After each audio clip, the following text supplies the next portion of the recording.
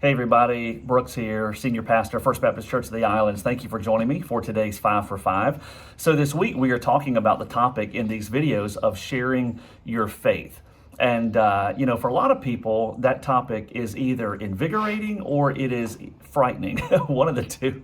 It seems like, I guess for those that it's neither are probably just apathetic, which is never a good place to be. When we think about sharing our faith, we understand that it is an absolute necessity. I mean, we have to be about sharing our faith. And the reason for that is because, one of the reasons is because of what it says in 2 Corinthians 5, verse 20. It's speaking to the Christian here, and it says, "Therefore we are ambassadors for Christ, since God is making his appeal through us. We plead on Christ's behalf, be reconciled to God." We are ambassadors for Christ, as though God is making his appeal through us. When we share our faith, that is exactly what it is. It's not as much your story, even though it is sort of your story. It's really God's story of what he's done in your life.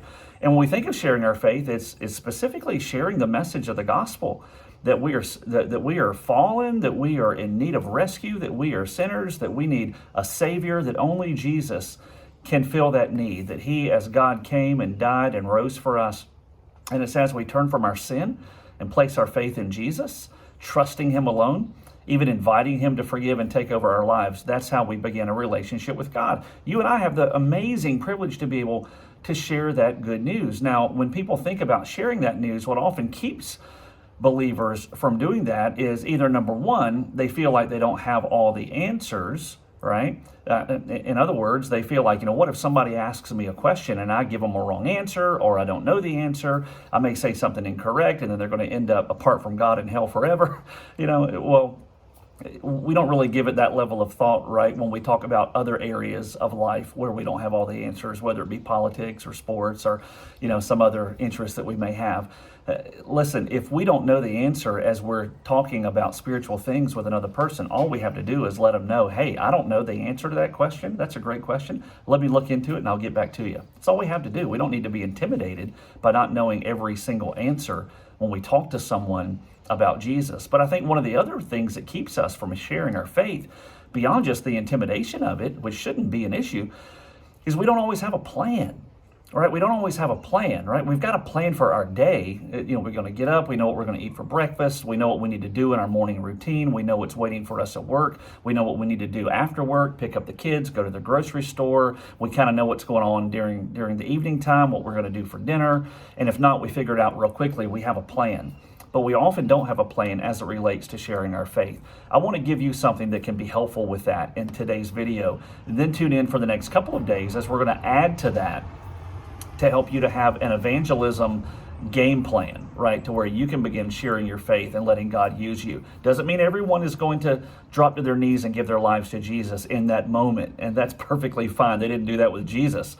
But it does mean that you can have the opportunity to be effective in sharing your faith. Hey, one of the best ways to start in sharing your faith is to just lead with a question. When you meet someone, when you have a conversation with someone at work, at the checkout stand, in line, or just randomly, someone in your family, maybe an acquaintance or a friend, a great question to ask them is the simple question, how can I pray for you? 6 simple words. How can I pray for you? It may sound something like this in the middle of a conversation, or as you're talking with a coworker or someone that, they may share something that sort of opens the door, and you can simply say, hey, listen, as part of my daily routine, I pray regularly, and I love to pray for other people. How can I pray for you? Most people aren't going to take a swing at you, try to punch you in the face, or tell you to get out of their space when you ask how you can pray for them. They may not have anything to pray for, and that's okay. But oftentimes they're going to share a need. And here's what happens. It's in that conversation, through that simple question, that number one, you've turned the conversation to something spiritual, and you've also been able to identify a need in their life. That often leads to further gospel conversation. Hey, I want you to try it today and be genuine. I mean, don't say it. Don't ask the question if you're not going to pray for them. But ask someone today, this is your homework, how can I pray for you? Let that be the springboard into a further gospel conversation. And then tune in tomorrow and the rest of this week to be encouraged as you seek to live a life of sharing your faith. Have a great day today. God bless you.